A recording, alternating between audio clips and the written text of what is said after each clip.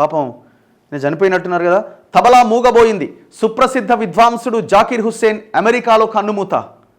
ఊపిరితిత్తుల సమస్యతో ఆసుపత్రిలో తుది శ్వాస విడిచిన సంగీత శిఖరం. సంతాపం తెలిపిన రాష్ట్రపతి ముర్ము, ప్రధాని మోదీ. భారత శాస్త్రీయ వాయిద్య కళను జగద్విఖ్యాతం చేసిన సంగీత శిఖరం నేలకొరిగింది. అందరి నోట వాహ్ అనిపించుకున్న ఆ తబలా వాయిద్యం శాశ్వతంగా మూగబోయింది. తన మహోన్నత ప్రతిభా పాఠవాలతో దేశ విదేశాల్లో కోట్ల మంది మనసుల్ని గెలుచుకున్న ప్రఖ్యాత తబలా విద్వాంసుడు ఉస్తాద్ జాకీర్ హుస్సేన్ అమెరికాలో కన్నుమూశారు. ఆయన వయసు 73 సంవత్సరాలే. కొంతకాలంగా ఊపిరితిత్తుల సంబంధమైన ఇడియోపతిక్ పల్మనరీ ఫైబ్రోసిస్ సమస్యతో బాధపడుతున్న ఆయన గత 2 వారాలుగా శాన్ ఫ్రాన్సిస్కోలోని ఒక ఆసుపత్రిలో చికిత్స పొందుతున్నారు. ఆరోగ్యం క్షీణించడంతో ఐసీయూకి తరలించారు. అక్కడ చికిత్స పొందుతూ ఆయన సోమవారం ఉదయం తుది శ్వాస విడిచారు. వెంటిలేటర్ తీసిన కొద్దిసేపటికి జాకీర్ కన్నుమూశారు. ఇది శాన్ ఫ్రాన్సిస్కోలో స్థానిక కాలమానం ప్రకారం ఆదివారం సాయంత్రం 4 గంటలకు జరిగింది.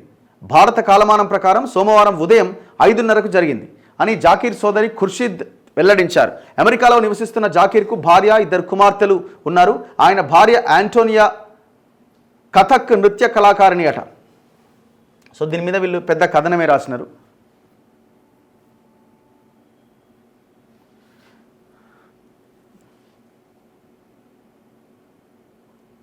సో ఆయనకి 2023లో పద్మ విభూషణ్తో కేంద్రం సత్కరించింది. జాకీర్ తన కెరియర్లో ఏకంగా 4 గ్రామీ అవార్డులు పొందారు. 1988లో పద్మశ్రీ, 2002లో పద్మభూషణ్, 2023లో పద్మ విభూషణ్ పురస్కారాలు అందుకున్నారు. 1990లో భారత ప్రభుత్వ సంగీత నాటక అకాడమీ అవార్డు పొందారు. 2009లో మిక్కీ హార్ట్తో కలిసి ప్లానెట్ డ్రమ్ ఆల్బమ్ చేసినందుకు తొలి గ్రామీ అవార్డు సొంతం చేసుకున్నాడు. ఈ అవార్డును అందుకున్న కొద్ది మంది ప్రముఖుల్లో జాకీర్ హుస్సేన్ ఒకరు.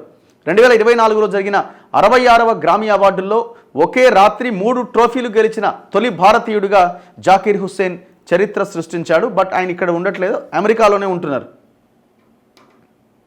విఖ్యాత తబలా విద్వాంసుడు ఉస్తాద్ అల్లా రఖా కుమారుడే జాకీర్ హుస్సేన్ అట. ఆయన 1951 మార్చి 9న ముంబైలో జన్మించారు. తాను పుట్టినప్పుడు తన చెవుల వద్ద సంప్రదాయ ప్రార్థనలకు బదులుగా తన తండ్రి తబలా వాయిద్యాన్ని వినిపించారని ఒకసారి జాకీర్ చెప్పుకొచ్చాడు. సో ఇట్లా ఆయన గురించి ఒక కథనం రాశారు. సో మన భారతదేశం పేరుని విశ్వవిఖ్యాతం చేసిన మనిషి నేల కొరిగాడు.